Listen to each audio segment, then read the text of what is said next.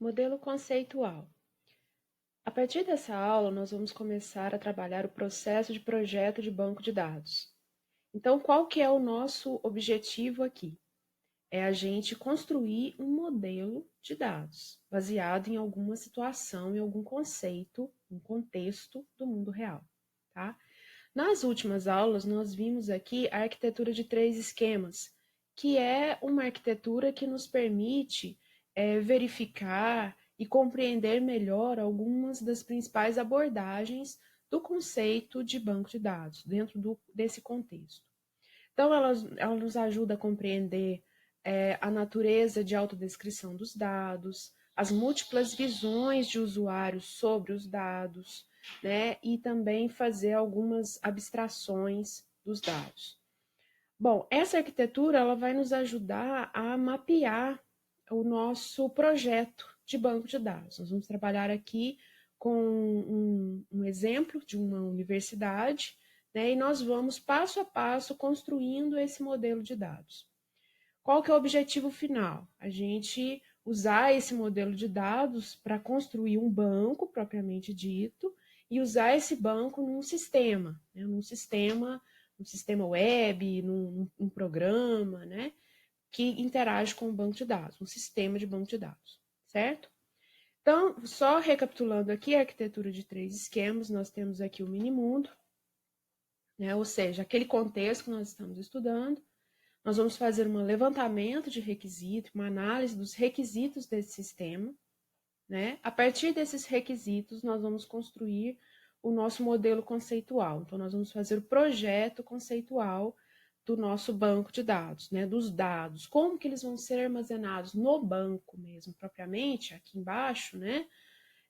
Isso aí vem depois, mas a primeira coisa é a gente entender como que esses dados estão relacionados, como que nós vamos começar a construir o nosso banco, o nosso modelo. Então, nós temos aqui o projeto conceitual. Essas aulas agora, nós vamos trabalhar em cima dessa parte aqui da arquitetura de 3 esquemas. É uma parte, né, que independe de qual SGBD que nós estamos utilizando. Independente de qual for esse projeto aqui, ele vai resultar num modelo independente, tá? Então, vamos lá. Olhar aqui o modelo entidade relacionamento, né? Que é o modelo conceitual que nós vamos estudar aqui na disciplina. E esse modelo, ele tem para nós 3 conceitos muito importantes. Ele trabalha com 3 conceitos. Como o próprio nome dele diz, né? Modelo entidade relacionamento. Nós vamos trabalhar com o conceito de entidade, de relacionamento e de atributo, certo? Nessa aula aqui, nós vamos trabalhar com o conceito de entidade. Muito bem. Vamos supor que nós somos contratados, né, para elaborar o modelo de dados da versão inicial do sistema de matrícula de uma universidade. Ou seja, nosso foco aqui ele vai estar na matrícula dos estudantes, né, estudantes e professores. Os estudantes, eles se matriculam em determinadas disciplinas, essas disciplinas são lecionadas por professores, esses professores estão lotados em departamentos, né? Isso tudo, essas coisas estão interagindo ali entre si, tá? Então, esses são os requisitos envolvidos com os dados e a aplicação que os utilizarão é só dessa parte aí, desse sistema inicial de matrícula, tá? Uma parte bem pequenininha de um sistema acadêmico, por exemplo, tá? Bom, então, depois de uma entrevista lá com o nosso cliente, né? Nós chegamos a esses requisitos aqui. Então, é muito importante dentro do projeto, vou voltar aqui, ó. Dentro do projeto de um banco de dados, é super importante essa fase aqui, que é o levantamento e análise dos requisitos, do que o nosso sistema vai precisar armazenar, do que ele vai precisar trabalhar, etc. Certo? Bom, então depois dessa entrevista com o usuário, né, com o público-alvo do nosso sistema, nós chegamos às seguintes conclusões. Sobre os estudantes, a gente precisa armazenar o número de matrícula, o nome, o endereço completo, logrador, o número, complemento, o sexo do estudante, algumas questões mais específicas do dado mesmo. Número de matrícula vai ser formado por 4 dígitos para o ano, no sistema, né? 2 dígitos na forma de entrada, 4 dígitos automaticamente incrementável. Os estudantes, eles se matriculam em disciplinas, em semestre e turma em específicos. E recebem uma nota ao final para formar o histórico. Recebem uma nota naquela disciplina, tá? Sobre as disciplinas.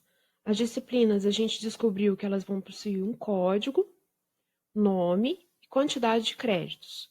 As disciplinas são oferecidas por departamentos e ministradas por professores. Algumas disciplinas, elas vão possuir pré-requisitos, ou seja, uma disciplina é pré-requisito da outra. Então, isso tudo a gente está descobrindo durante a entrevista. Sobre os departamentos. São os departamentos que oferecem disciplinas. O departamento possui um código, identificador, o nome e a localização, o prédio onde ele está localizado. Imagina uma grande universidade. Tem vários prédios. Um departamento possui um professor como chefe desse departamento, para o qual a data de início do mandato deve ser armazenada. Então, o departamento é chefiado por um professor. E, por fim, sobre os professores, durante a entrevista nós descobrimos que professores ministram disciplinas, mas as disciplinas elas são oferecidas por departamentos. Olha. Então, os professores. Um professor possui um identificador único, CPF, nome e vários contatos. Os professores são alocados obrigatoriamente em um único departamento. Então, quer dizer que um professor ele está lotado num departamento. Os professores eles são avaliados regularmente por estudantes. Essa avaliação é anônima e cada avaliação contém data, hora de entrada, nota de 0 a 10 e um texto de comentário não obrigatório, certo? Então, essa aqui foi parte, né, da entrevista que supostamente nós fizemos lá para começar o projeto desse banco de dados de universidade. Então, nós descobrimos sobre os estudantes, disciplinas, departamentos e professores, certo?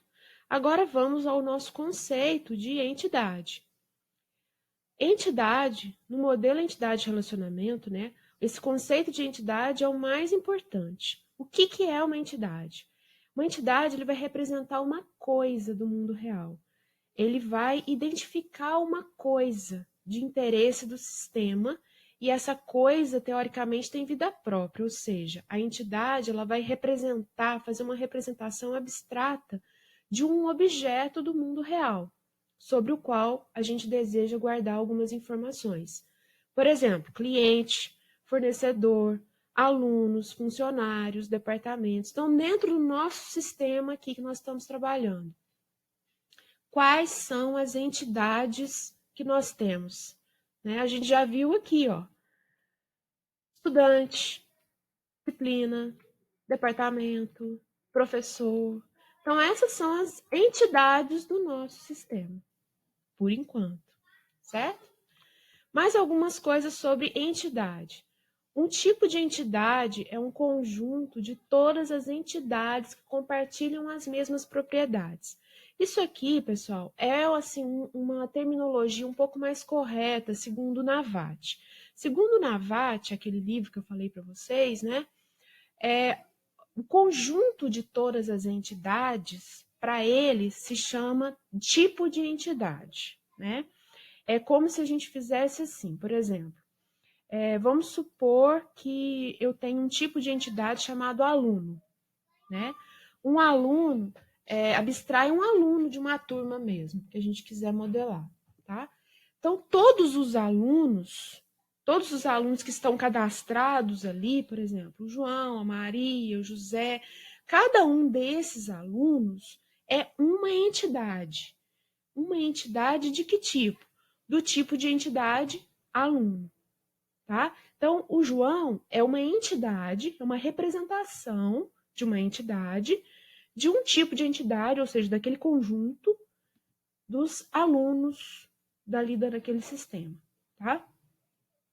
Representaremos uma entidade no nosso diagrama, né? Porque nós vamos construir um diagrama com um retângulo com o nome da entidade dentro, né? Na verdade, do tipo de entidade dentro, tá? Então, para nós aqui, para facilitar a nossa comunicação, a gente fala de entidade mesmo. Mas a terminologia correta, o termo correto é falar de tipo de entidade, tá? Então, é um conjunto de todas as entidades que compartilham as mesmas propriedades, ou seja, os mesmos atributos, tá?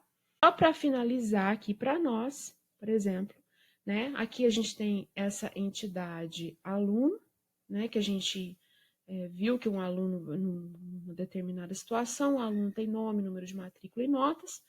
E para nós representarmos isso no nosso diagrama, a gente vai usar um retângulo com o nome desse tipo de entidade aqui dentro, tá?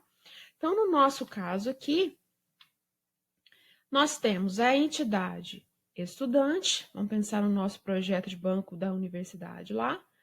Nós temos a entidade disciplina, departamento e professor.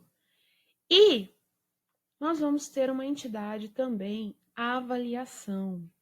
Porque eu não sei se vocês viram aqui, deixa eu voltar aqui, ó. Caso do professor. O professor, ele tem todas essas características aqui, ó. Ele é identificador único, o CPF, o nome, e tem vários contatos. Mas o professor, ele é avaliado regularmente por estudantes. E cada avaliação, então imagine esse substantivo aqui, né? Avaliação. Uma avaliação tem características também. Então, uma forma da gente identificar as nossas entidades num determinado estudo, né?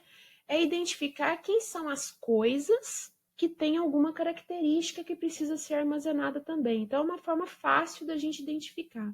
Olha, um professor é uma coisa que tem essas características, ó, identificador único, CPF, nome, né? O departamento é uma coisa que tem as características, identificador, nome, localização. A disciplina é uma coisa que tem a característica de código, nome, quantidade de créditos. E a avaliação é uma coisa também. É uma coisa que contém quais características? A data que foi feita aquela avaliação, a nota que foi dada naquela avaliação e um texto de comentário, certo? Então, identificando todos os nossos